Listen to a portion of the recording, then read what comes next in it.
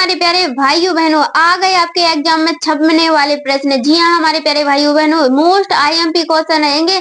8 9 10 जितने भी आपके आगे एग्जाम रहेंगे सभी के लिए मोस्ट आईएमपी क्वेश्चन है। यही क्वेश्चन आपके एग्जाम में आने वाले हैं। फुल तैयारी वाला वीडियो है, वीडियो के लास्ट तक जरूर बने रहें। वीडियो को लाइक कमेंट चैनल को सब्सक्राइब तो करना ही करना है, क्योंकि ये मोस्ट आईएमपी वीडियो रहेंगे आपके लिए।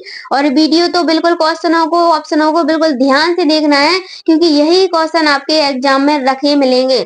तो सबसे पहला क्वेश्चन करेंगे हम, राष्ट्रीय पोषण संबंधी रक्ताल्पता नियंत्रण कार्यक्रम में रक्ताल्पता की रोकथाम एवं उपचार करने पर लक्षित है। तो वह क्या है? गर्भवती महिलाओं, वयस्क पुरुष, स्वस्थ व्यक्ति या फिर इनमें से कोई नहीं। करेक्ट आंसर है ऑप्शन नंबर ए, गर्भवती महिलाओं। दूसरा क्वेश्चन देखेंगे, बिल्कुल मोस्ट आईएमपी क्वेश्चन है, स्क्रीनशॉट ले लो इस क्वेश्चन का। मोस्ट आईएमपी क्वेश्चन है, गर्भावस्था के दौरान फोलिक अम्ल युक्त अनुपूरकों का सेवन निम्न में से किसका जोखिम घटाता है? ए है आपका मधुमेह, बी है आपका घेंगा, सी है आपका इनमें से कोई नहीं और डी है आपका तंत्रिका नाल। सुपर फास्ट रिवीजन रहेगा, वीडियो के लास्ट तक जरूर बने रहना है, क्योंकि मोस्ट आईएमपी क्वेश्चन रहेंगे आपका। करेक्ट आंसर है ऑप्शन नंबर डी, तंत्रिका नाल। जी हमारे प्यारे भाइयों बहनों, तीसरा क्वेश्चन है आपका, ऊषाकरण योजना महिलाओं के खिलाफ किस प्रकार की हिंसा संबंधित है? जो ऊषाकरण योजना है वो महिलाओं के खिलाफ किस प्रकार की हिंसा संबंधित है? यौन हिंसा, भावनात्मक हिंसा, शारीरिक हिंसा या फिर उपरोक्त सभी। तो करेक्ट आंसर है आपका ऑप्शन नंबर डी, उपरोक्त सभी, यानी कि ये सभी हैं महिलाओं के खिलाफ किस प्रकार की हिंसा से संबंधित है, ये उपरोक्त सभी हैं। जी हाँ हमारे प्यारे भाइयों बहनों, चौथा नंबर का क्वेश्चन देखेंगे हम, मोस्ट आईएमपी क्वेश्चन रहेगा, लाडली लक्ष्मी योजना इस उद्देश्य से शुरू की गई थी। मतलब कि जो लाडली लक्ष्मी योजना है वो इनमें से बताना है आपको कि किस उद्देश्य से शामिल की गई थी या फिर शुरू की गई थी।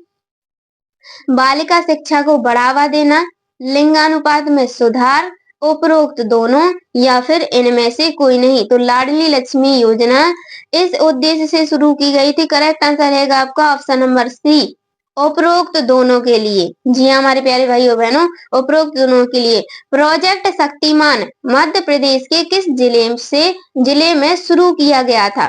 जो प्रोजेक्ट शक्तिमान मध्य प्रदेश के किस जिले से शुरू किया गया था? ए नंबर है आपका इंदौर, बी है आपका होशंगाबाद, डी है आपका भोपाल, सी है आपका भोपाल, डी है आपका जबलपुर। जल्दी से इसका कमेंट में आंसर बताना है कि हाँ इसका करेक्ट आंसर ये है, क्योंकि ऐसे ही क्वेश्चन आपके एग्जाम में आने वाले हैं।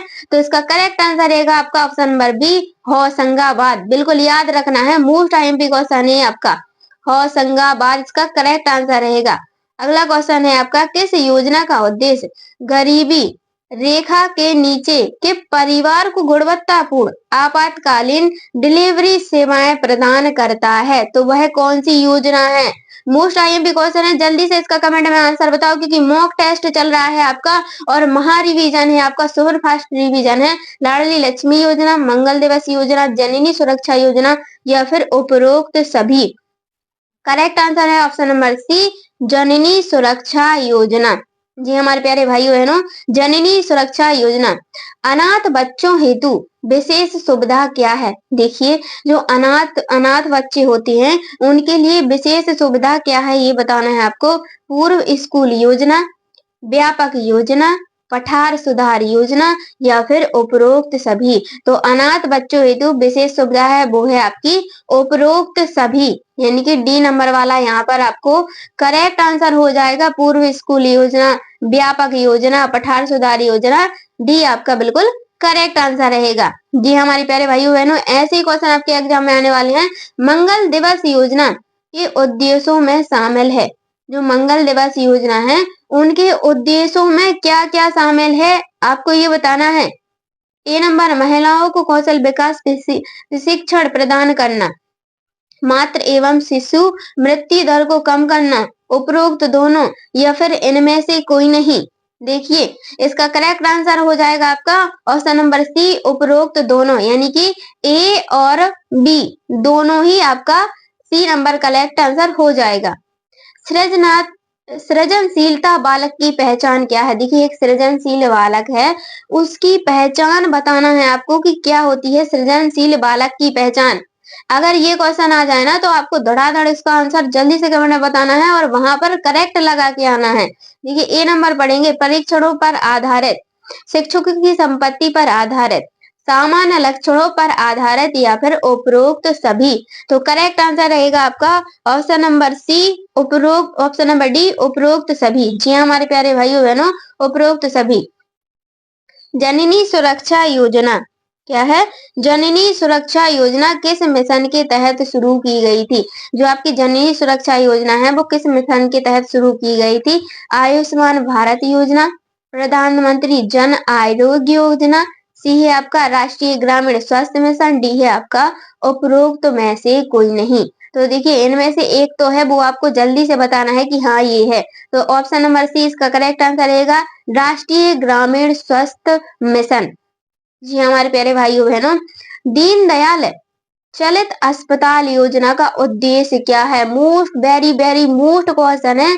दीनदयाल चलित अस्पताल योजना का मुख्य उद्देश्य क्या है? ये तो सभी को पता होना चाहिए। एनीमिया को रोकने के लिए, संस्थागत प्रसव को बढ़ाना, सुदूर आदिवासी क्षेत्रों में गुणवत्ता स्वास्थ्य सेवाएं प्रदान करना, ग्रामीण महिलाओं को सशक्त बनाना। देखिए इसका करेक्ट आंसर रहेगा आपका ऑप्शन नंबर सी, सुदूर आदिवासी क्षेत्रों में गुणवत्तापूर्ण स्वास्थ्य सेवाएं प्रदान करना दीनदयाल योजना अस्पताल का उद्देश्य है। शारदा एक्ट संबंधित है, तो शारदा जो एक्ट है वो किससे संबंधित है? मोस्ट आईएमपी क्वेश्चन है कि शारदा एक्ट किससे संबंधित है। एग्जाम में आने वाला क्वेश्चन है, बहुत ही प्यारा बहुत ही अच्छा क्वेश्चन है कि शारदा एक्ट किससे संबंधित है? विधवा विवाह से, बाल विवाह से, सती प्रथा से या फिर इनमें से कोई नहीं। तो आपको इसका करेक्ट आंसर बताना है बाल विवाह है। बिल्कुल याद रखना है शारदा एक्ट किससे संबंधित है? बाल विवाह से संबंधित है। 13 नंबर का क्वेश्चन देखेंगे यहाँ, सर्व शिक्षा अभियान का कार्यान्वयन किसके द्वारा किया जा रहा है?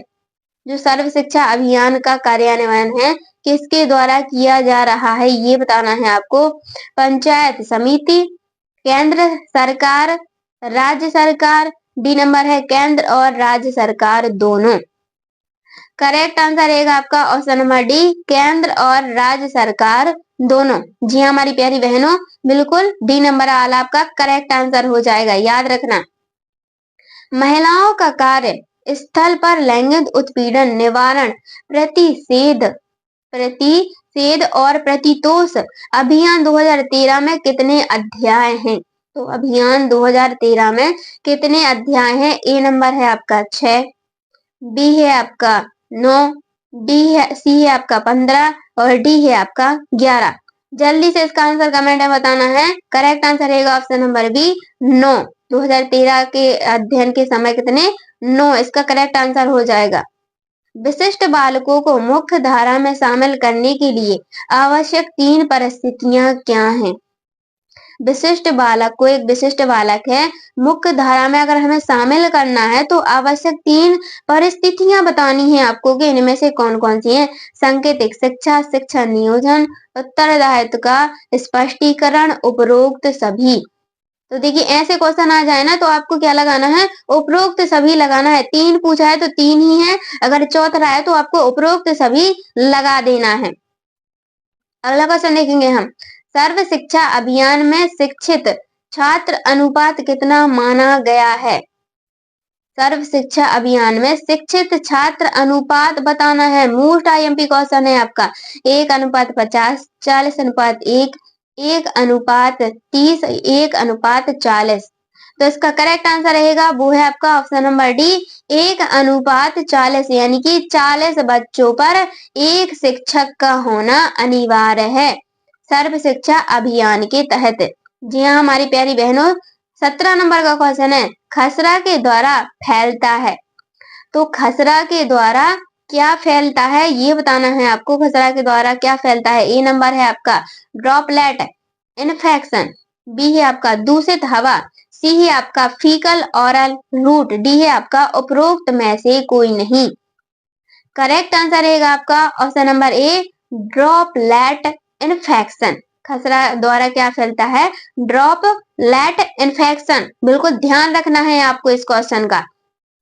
अगला क्वेश्चन 18 नंबर का क्वेश्चन, घरेलू हिंसा अधिनियम के तहत मजिस्ट्रेट को आवेदक का उल्लेख किस धारा में है?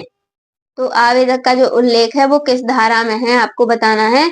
ए नंबर है धारा 19, बी है आपका धारा 11, डी है आपका धारा 18 और डी है आपका धारा 12। जल्दी से इसका कमेंट में आंसर बताइए कि हाँ इसका करेक्ट आंसर ये है, क्योंकि मॉक टेस्ट है आपका। करेक्ट आंसर है ऑप्शन नंबर डी, धारा 12। ध्यान रखना है, धारा 12। कितनी इजी क्वेश्चन है ना। फ्रिज ड्रॉय वैक्सीन है, फ्रिज ड्रॉय वैक्सीन है तो क्या है इनमें से? देखिए वैक्सीनों के नाम बताए जाएंगे, इनमें से आपको बताना है कि क्या है।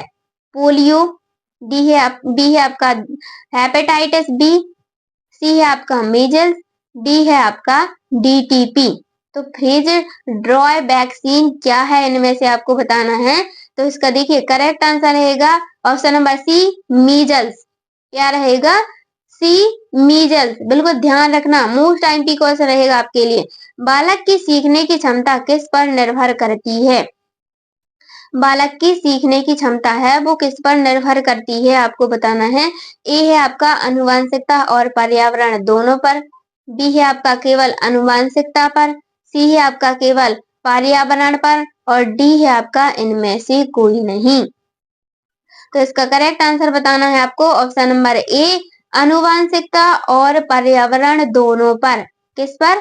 अनुवांशिकता और पर्यावरण दोनों पर। देखिए हम बार बार इसलिए बोल रहे हैं क्योंकि मोस्ट आईएमपी क्वेश्चन रहेंगे और ऐसे ही क्वेश्चन आपके एग्जाम में आने वाले हैं। 21 नंबर का क्वेश्चन देखेंगे, एक बार खुले खसरे के टीके का उपयोग किया जाना चाहिए। तो एक बार खुले खसरे का जो टीका है, टीके का उपयोग किया जाना चाहिए। कब किया जाना चाहिए? 4 घंटे में, 2 घंटे में, 3 घंटे में या फिर 8 घंटे में। सिर्फ 1 मिनट में बताना है इसका answer. Correct answer option number A, 4 घंटे में।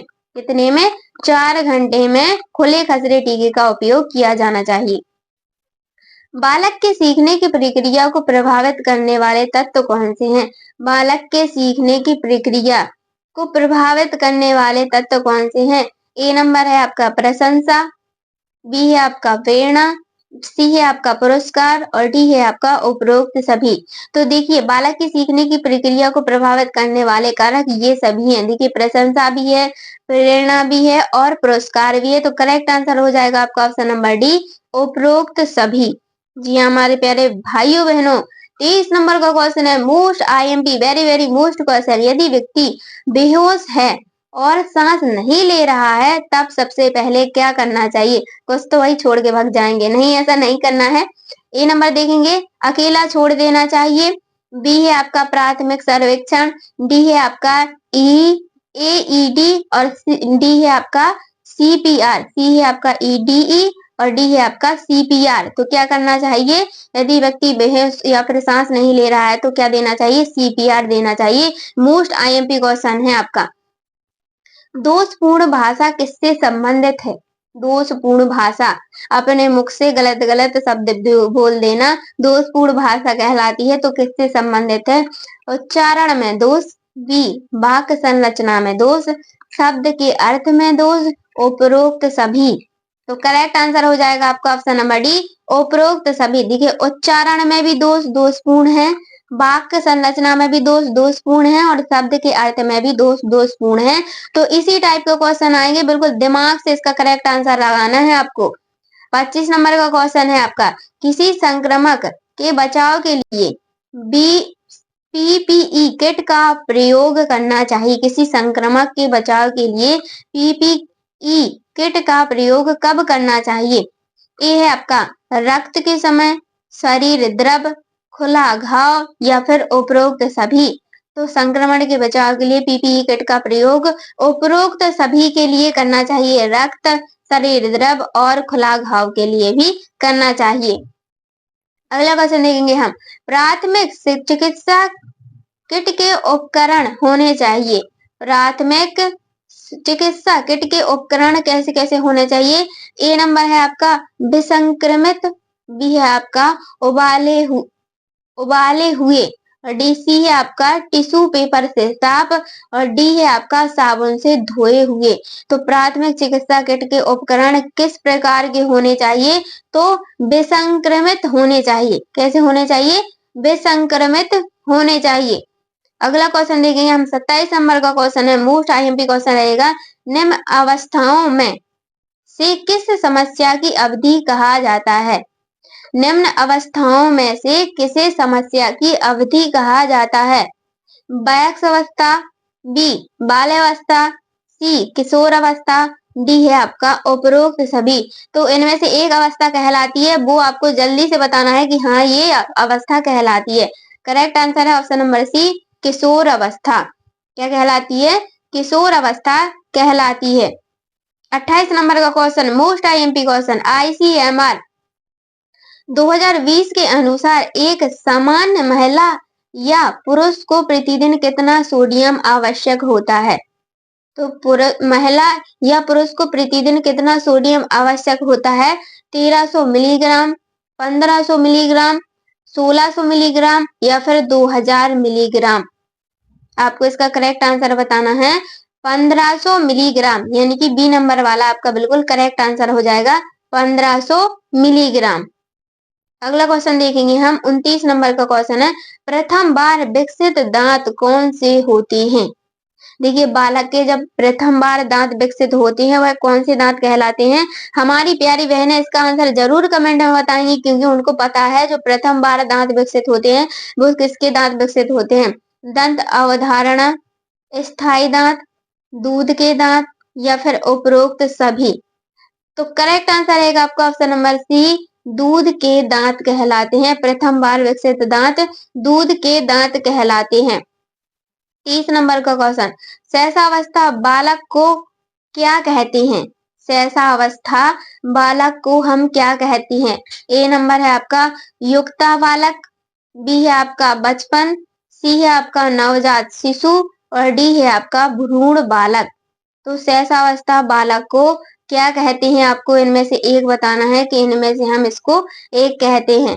वो कहते हैं हम नवजात शिशु कहते हैं। शैशवावस्था बालक को नवजात शिशु कहते हैं। अगला क्वेश्चन देखेंगे हम, 31 नंबर का क्वेश्चन रहेगा, प्रथम दांत देखने की औसत आयु है। वीडियो को लाइक कमेंट जरूर करिएगा, कमेंट में जरूर आंसर को बताइएगा। कितने नंबर की आपकी तैयारी हो रही है ये तो आपको बताना ही बताना है कि हाँ हमारे इतने नंबर बिल्कुल सही सही जा रहे हैं। प्रथम बार दांत देखने की औसत आयु क्या है? 4 महीने, 18 महीने, 7 महीने, 3 महीने।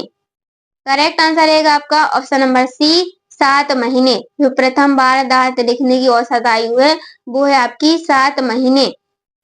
जी हाँ हमारी प्यारी बहनों, चैनल को सब्सक्राइब तो करना ही करना है। 32 नंबर का क्वेश्चन देखेंगे हम, मोस्ट आईएमपी क्वेश्चन रहेगा, कौन सा हार्मोन किडनी से पेशाब की मात्रा को नियंत्रित करता है? किडनी से पेशाब की मात्रा को नियंत्रित करता है। देखिए, FSH, ADH, ACTH, तो आपको ADH का फुल फॉर्म बता दें, anti diuretic hormone. Correct answer है आपका ऑप्शन नंबर बी, ADH। जी हमारे प्यारे भाइयों बहनों, ADH। नवजात शिशुओं की दशा किससे प्रभावित होती है? जो नवजात शिशु होते हैं उनकी दशा किससे प्रभावित होती है ये बताना है आपको। प्रसव पूर्व वातावरण से, जन्म की प्रक्रिया से, उपरोक्त दोनों से या फिर इनमें से कोई नहीं। देखिए, नवजात शिशु की दशा किससे प्रभावित होती है? वो है आपका उपरोक्त दोनों से, सी नंबर वाला, प्रसव पूर्व वातावरण से और जन्म की प्रक्रिया से भी नवजात शिशुओं की दशा प्रभावित होती है, यानी कि सी नंबर वाला आपको बिल्कुल करेक्ट आंसर हो जाएगा। खराब स्तनपान के कारणों में शामिल है। खराब स्तनपान के कारणों में क्या क्या शामिल है? कुशल समर्थन का अभाव, दूध पिलाने की बोतलों का उपयोग, उल्टे निप्पल्स या फिर उपरोक्त सभी। इसका करेक्ट आंसर हो जाएगा आपका ऑप्शन नंबर डी, उपरोक्त सभी। देखिए, कुशल समर्थन का अभाव, दूध पिलाने की बोतलों का उपयोग या फिर उल्टे निप्पल्स। ऑप्शन नंबर डी आपका बिल्कुल करेक्ट आंसर हो जाएगा। ऐसे ही क्वेश्चन आएंगे, बिल्कुल धड़ाधड़ क्वेश्चनों को आंसर लगा के आना है आपको। लेबर रूम का सामान्य तापमान कितना होता है? जो लेबर रूम होता है उसका वो जो तापमान है वो कितना होता है? 26 degree Celsius, 29 degree Celsius, 24 degree Celsius या फिर 18 से 24 डिग्री सेल्सियस। आपको जल्दी से इसका कमेंट में आंसर बताना है। इसका करेक्ट आंसर रहेगा आपका ऑप्शन नंबर डी, 18 से 24 डिग्री सेल्सियस। वीडियो अच्छी लगी तो वीडियो को लाइक, कमेंट, चैनल को सब्सक्राइब जरूर कीजिएगा। धन्यवाद।